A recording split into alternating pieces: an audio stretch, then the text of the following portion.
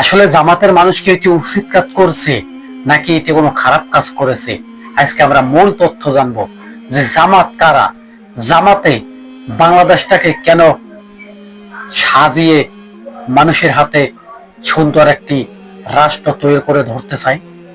জামাত যদি বাংলাদেশের ভিতরে ক্ষমতা আসে এবং কোন মুসলিম শাসক যদি বাংলাদেশটাকে কোরআনের আইন দিয়ে পরিচালনা করে, ওই রাষ্ট্রটায় আল্লাহ তাআলার বরকত আসবে। কেননা আজকে বলি আপনাদের মূল বিস্তারিত বলবো, কারণ ইহুদিরা চাইতে আছে বাংলাদেশটাকে ধ্বংস করার জন্য। ইহুদি কারা, ইহুদি কারা? ইহুদি প্রত্যেকটা রাষ্ট্রের ভিতরে আছে। আপনি মনে করবেন যে না বাংলাদেশ মনে হয় ইহুদি মুক্ত, না ইহুদি মুক্ত না। বাংলাদেশের ইহুদি মুক্ত করতে গেলে একমাত্র জামাত কি দরকার, ইসলামের শাসন কি দরকার। আজকে যদি কোরআনের শাসক দিয়ে যদি বাংলাদেশটাকে চালানো যেত, তবে কি ইসলামের পতাকা ঘরে ঘরে উঠত, আজকে নির্যাতন খুন গুণ কিছুই থাকতো না। কেননা ইসলাম কোনোদিন মারামারি হানাহানি কোনোদিন পছন্দ করে না। তাই উদ্দেশ্য করে চতুর্দিক থেকে লক্ষ লক্ষ মানুষ কোথায় গেছে সমাবেশে, আমাদেরকেও যাওয়া উচিত। কেননা এটি একটি আল্লাহর দিনের জন্য মানুষ গেছে, ওইখানে অনেক কোরআনের বাণী শোনানো হবে। তবে আজকে বলবো আমার কোরআনের যত পাখিরা এই ময়দানে ছুটে গেছে ইসলামের দাওয়াত জন্য, রক্ষা করার জন্য, তাদের উপরে কেউ আক্রমণ করবেন না। সবাই শান্তি বজায় রেখে সবাই সমাবেশ করবেন। এটি কি শুধু আমার একার কথা না, এটি সবার কথা।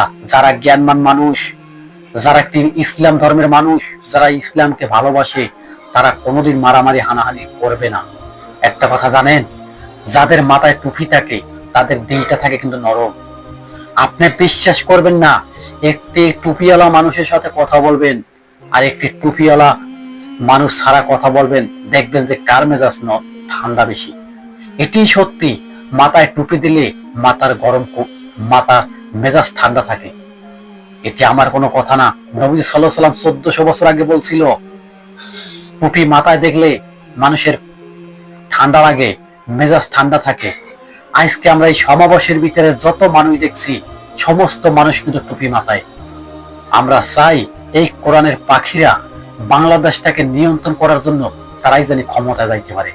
দাঁড়িপাল্লায় সবাই কি ভোট দিবে। আমার এটা আত্মবিশ্বাস, সামনে যদি বাংলাদেশ যদি ক্ষমতায় যদি জামাত ইসলাম আসে, তবে বাংলাদেশ মনে হয় ইসলাম মতো বাংলাদেশটা চলবে। তবে আজকে যে সমাবেশের বিশাল আয়োজন দেখছেন, লক্ষ লক্ষ লক্ষ লক্ষ মানুষ এবং বাস, ট্রেন ভরে ভরে লঞ্চ, নৌপথ, সব পথ, চতুর্দিক থেকে মানুষ এসে এই সমাবেশে, তারা সমাবেশ পালন করার জন্য। আসলে একবার চান্স দেন, একবার হইলেও জামাতকে চান্স দেন, যাতে বাংলাদেশটা কিভাবে জামাত চালায়।